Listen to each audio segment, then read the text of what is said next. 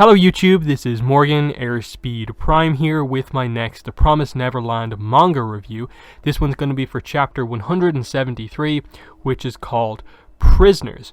And overall, I really enjoyed this chapter. I thought it was really good to finally get that flashback for Peter Rattray to sort of understand his motivations a little bit more, what drives him, the way he sees things, and especially to finally really get into the whole connection between Peter and James, William Minerva.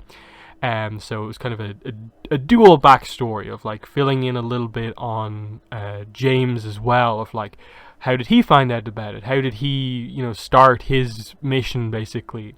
And that all worked, and it obviously built to a very surprising ending with the manga seemingly making the decision to have Peter Rattray commit suicide at the end.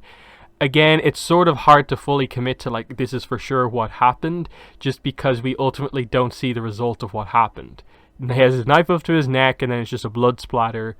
It's either, to me, it has to be either he has actually, killed himself and we'll get a final scene with him in the next chapter and he's gone, or Emma, who we see reaching out for him and they're fairly close together, has grabbed the knife with her hand to stop it or something like that. I'm not really sure what that necessarily would accomplish, but I'm also kind of do they want to really just kill Peter Rattray off right now at this point? Is there not some value to Peter Rattray maybe living to see the result of what actually happens? He takes a very negative view on what the kids might accomplish if they go to the human world. I think there is some value in him just seeing that rather than just he's gone. Just because I think it is important to sort of have him see that different perspective. So I think there is a chance that Peter Rattray isn't just dead basically next chapter, but we'll have to wait and see exactly. But with this one, I want to get straight into the chapter page by page, because I think there's actually a lot to discuss here with some of the dialogue and the way they present things. But anyway, we open up with protect the world. That was the honorable, noble, and most important mission of the Rattray clan for generations. To me, the clan was my pride, joy, and light, and the leader, my older brother, was my biggest hero. So this is Peter Rattray's flashback, but it also features his older brother, James Rattray, who is William Minerva, of course. So Peter Rattray greatly looked up to his brother, as we see here. I respected him more than father, mother, or any great person from any era or country. I loved him more than anything in the world. I believed that I was to support him for the rest of my life and that I was born to do so. So Peter Rattray early on in his life was perfectly set on just supporting his brother, who he greatly admired. That James Rattray was everything that he wanted to be, and he was fine with playing that, second in command role, basically. He completely bought into the way the history of the clan as it was told, even though it was a lie, and that's all that he wanted to do. So, that's the happy life of Peter Rattray, and then immediately it is shattered because we immediately cut to the moment James Rattray finds out about the promise, how the Rattray clan got into this position in the first place, Julius Rattray's betrayal of his comrades. So in the narration, Peter says, if only he hadn't found that document, an old confession, a document that was hidden for several hundred years, the regrets of the first leader, Julius. It was the truth of how the clan came to be, the complete opposite of the heroic tale that we were thought. So what James says here is basically just a recap. Julius betrayed his comrades to enter the promise. The children are descendants of his allies, not the rogues who were against peace and wanted to continue the war. And even the citizens who were left behind, they were turned into food. How could he have done such a thing? So it's an interesting contrast over these couple of pages between what James makes of this reveal versus what Peter makes of this reveal, because they both basically read it at the same time. So it said here, my brother changed that day, and James says, we must protect the two worlds, but what of the children? The narration continues and says, hesitation and guilt arose in him, but I didn't understand. In fact, I thought how wonderful. And Peter's perspective is that Julius didn't do anything wrong. We are the clan that protects the world. He pushed aside personal feelings to save the world. It was a wise decision. He protected the world, even if it meant he betrayed his comrades. That's what makes a hero, a clan that carries out a noble mission. This is wonderful. This is how it should be. And James's reaction to this is, a noble mission. I've always thought of it that way too, but we were wrong. This is punishment as well as a curse, Peter. And Peter is shocked about this. So that is the difference. For James, it is world-shattering. Everything is a lie. This is wrong. They are the villains in this story. Whereas Peter interprets it as like, oh, this is a lie, but it's actually even better now. This is much, much better. Like our sacrifice, that we are willing to do this stuff to protect the world. So we will even sacrifice the people close to us to, protect the world. That's great. That makes us even more noble. Our mission is, this confirms our mission to us, the fact that this is the sort of stuff that had to happen.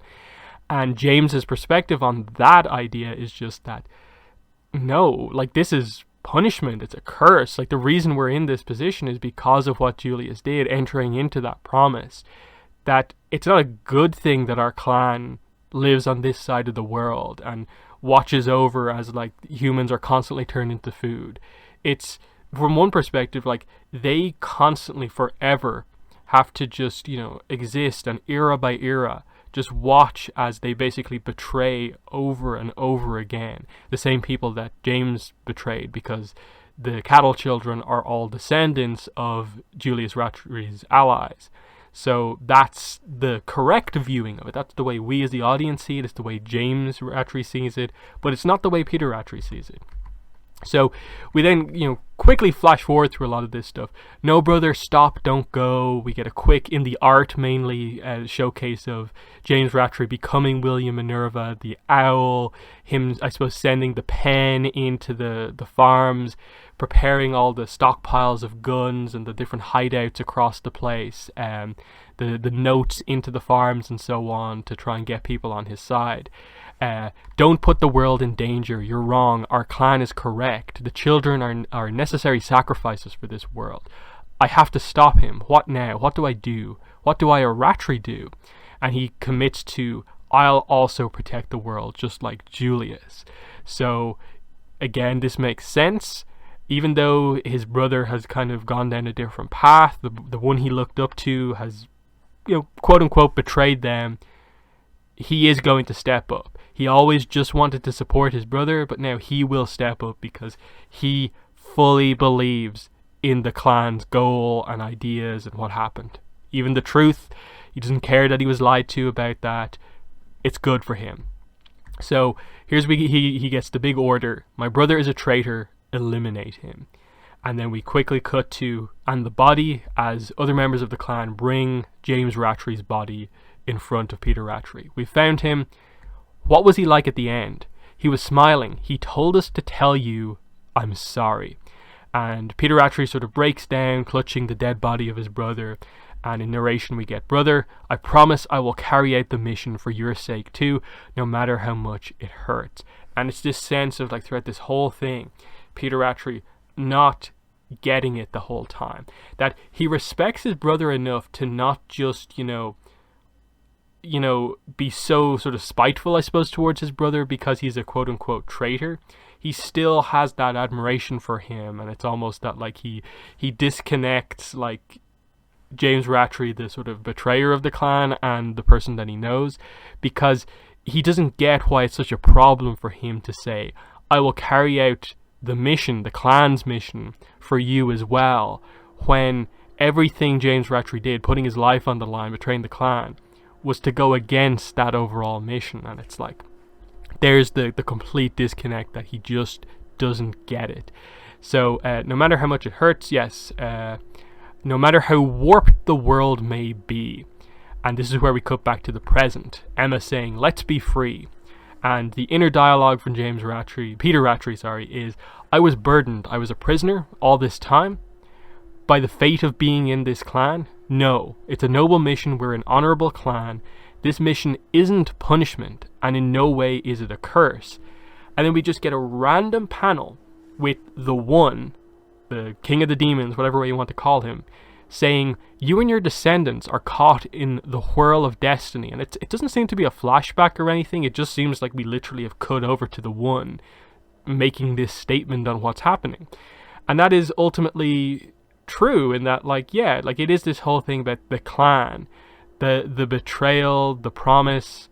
They are cursed with this. And this gets into the things that the last couple of chapters have dealt with, of like all the groups that we deal with right now are, you know, cursed in some way. They're not free.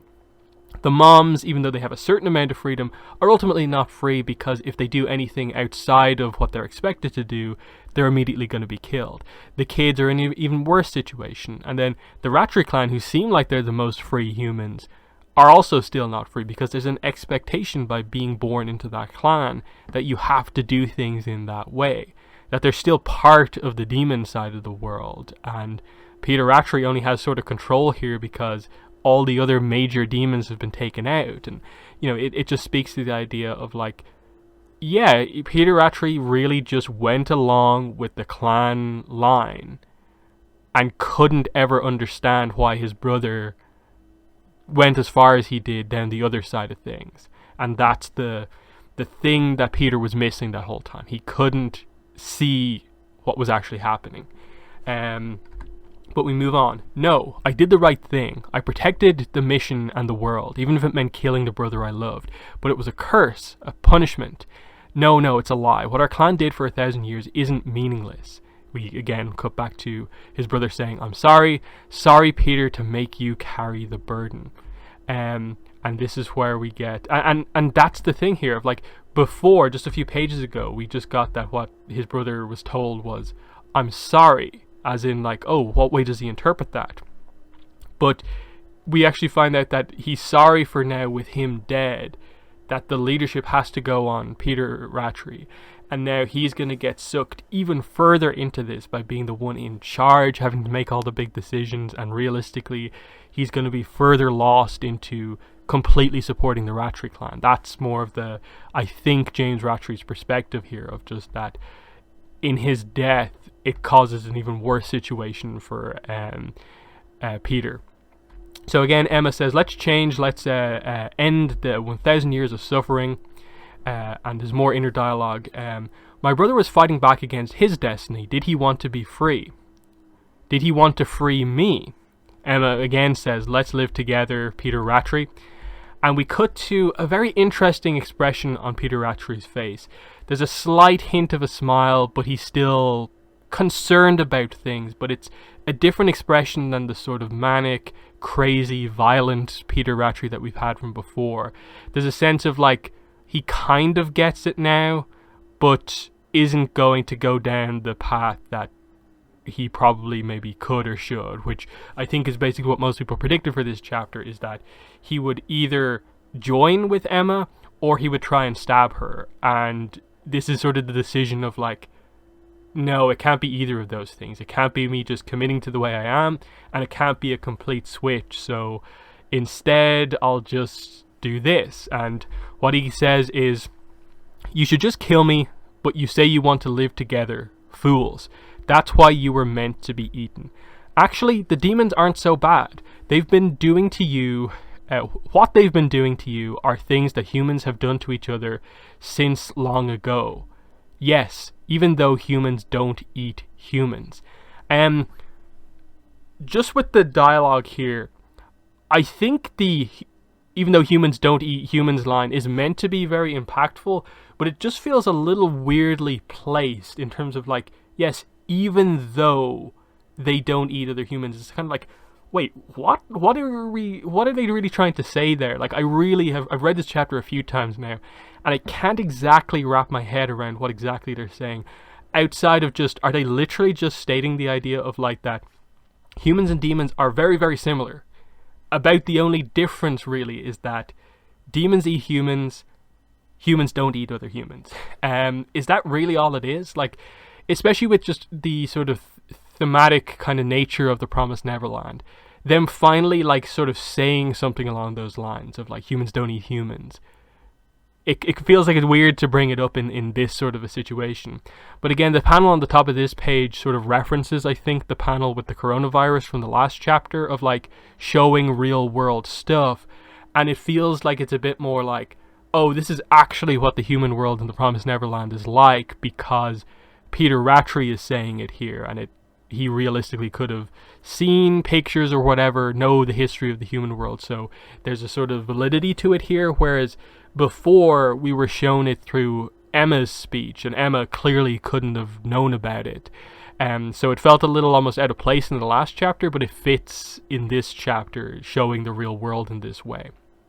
So this is a pretty important kind of point here of like, the ultimate goal of Emma and the rest of the kids is to find their way into the human world, to be free. That's what we're talking about. All optimism and all this sort of stuff. But if the human world is just real world stuff, then it's not going to be the paradise or the Promised Neverland that they kind of dreamt of. That they're going to have to face the reality of like, the human world has some of this bad stuff as well. And it's going to be that kind of contrast between, are the positives of that better than the kind of negatives that there is. Ultimately, I think the point here is that it will be. The kids will have a reaction to being in the human world, and that it will be different than the world that they're in now. And it will be better. Unless they're really going down the idea that the human world is in complete chaos in the Promised Neverland. I'm not really sure about what exact approach they're taking. But again, this is the villain defeated, lost, cynical, trying to bring down the raw optimism of Emma. I think this is more indicative of Peter Rattray's state of mind than perhaps that the human world is actually going to be a complete mess when they get over there. I think the kids will be better in the actual human world, unless they really take the approach of like I said, there are huge problems in the human world. It's in complete chaos. It's just as bad. Then we have to find a solution to change the promise, change the world, and find some way to take the best of both worlds or whatever. So what he says is, go wherever you want, do whatever you want. You kids win. But remember this one thing. The human world isn't any different, because they are a mirror of humanity, which makes complete sense. Demons only have human form. They only have sentience because they ate humans in the past. So everything that they have that, seems like society comes from humans. So effectively, a lot of the bad stuff that demons have is just them getting it effectively from human nature of what they are, what they eat, and they ate humans, and that's where this sort of stuff came from. So very, very interesting stuff there of like, that's a cynical way to look at the relationship between humans and demons, rather than the very optimistic view that like Emma will have. But from Peter Rattray's perspective, it's an important point to make. He's going out with the idea of like, you win, you're going to go to the human world, but it's not going to be the perfect place that you think it is. It's you won't be like just survive to be food basically, but you don't know what the human world is actually like. And maybe it's getting into like, they do maybe have too optimistic a view of freedom, and they don't know what the world is actually like. But again, that's where we need to be. Get that sort of stuff filled out. Next line is pretty interesting. Code solid. You can pass that on to my uncle. Try it if you can. I'm looking forward to seeing how far you can go in the human world. Who's Peter Rattray's uncle? Like, what? Like, am I completely missing something here by just not knowing what they're really talking about here? I get it that this is likely the code that will get them through the portal or whatever to get to the human world. But who's the uncle? Like, in that, like, if there's an uncle, then like, why is like Peter Rattray the leader of the clan? Like, why was James Rattray the leader of the clan if there were kind of elders in charge in a way of like, who's this guy? Is he like a side branch of the family or something? I'm not really sure. So that's an interesting one in that, like, oh, are they going to meet another? Are we going to meet another Rattray or what? Or is this some sort of a like weird statement about like the machine you have to enter the code into is like his uncle? Or I don't know. It's a confusing line. So he takes out the knife, and everyone's like, well, what are you going to do? There's a lot of shock because he's taken out a weapon. Sorry, but I can't go with you kids. I'll enjoy the new world from the depths of hell. And Emma realizes what he's about to do. He puts the knife up to his neck and just says farewell. Emma screams out Peter as there's a big blood splatter to end the chapter. So it doesn't confirm what happened. I don't know if we can just directly assume that they didn't want to show him just dead on the ground in this last thing, but I think the fact that we don't see that is meant to have us believe that there's a potential chance that like Emma did grab the knife and that's just maybe her hand being cut, or that, you know, if he has cut himself, that he'll get a final speech. That the next chapter will probably still be fairly Peter Rattray focused. That I'd be very, very shocked if we just start up next chapter and like the first panel is just Peter Rattray like dead. Just like no last moments, he's just dead. Like that would be very, very surprising to me if they went down that path. He has to, I think, have more of a like final line than this. This was good what they did here in terms of explaining him, in terms of giving him like a motivation, but having you also be like, okay, yeah, that's great, but I don't feel a massive amount of sympathy for you. I understand you a bit better and what you went through, and you understand his decision of like, yeah, after everything that's happened, I can't go with you. That like almost in a way like he doesn't deserve this thing that his kind of brother set into motion, that he can't go with them because of everything that he's done. But we'll see exactly what approach that they do take with it as we go into the next chapter. But yeah, like I said, overall really good. I like the flashback that started off the chapter, getting a little bit of James Rattray information as well. The contrast between the two brothers' reaction to finding out the truth was really well done. You know, maybe I would have liked a little bit more James Rattray focus in terms of like, you know, explaining more of his motivation in all of this, but there's maybe still potential for that to happen at a later point. Just the direct William Minerva kind of James Rattray kind of flashback, really going all out on that stuff, if there really is anything else to be told. Yeah, and then I like, you know, Peter Rattray trying to convince himself of like, after, you know, being offered this by Emma, he's like, no, what my brother said isn't true. But then he sort of convinces himself that like, oh, maybe it is. But he's like, no, that's not the case. And ultimately, the decision that he comes to, especially the expression on the big panel on like the things like the fourth last page, really well done to get across like a character completely just lost in thought, kind of broken. He's lost. He doesn't really know what to think anymore. Really well done there. And then yeah, the talk about like the human world, that's probably the main takeaway from the chapter, is just that idea of Peter Rattray bringing the kids down to earth on what they will see in the human world. He knows what it's like, and that they're optimistic, so optimistic that they'll offer him the chance to come with them, and he's just letting them know, before I go, it's not going to be what you think. The demons are this way because of humans.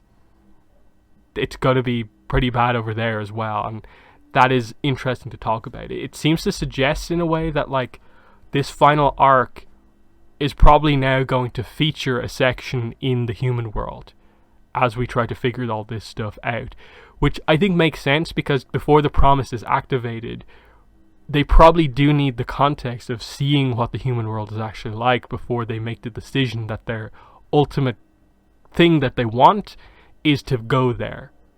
Whereas maybe there is potential for the promise to not separate humans and demons again, but actually like just tear down the barrier and bring peace on a joint world, but we'll see what they do. But yeah, that's my thoughts on chapter 173 of The Promised Neverland. In the comments, let me know what your thoughts were on this chapter. But that's been the video. Thanks for watching, and bye.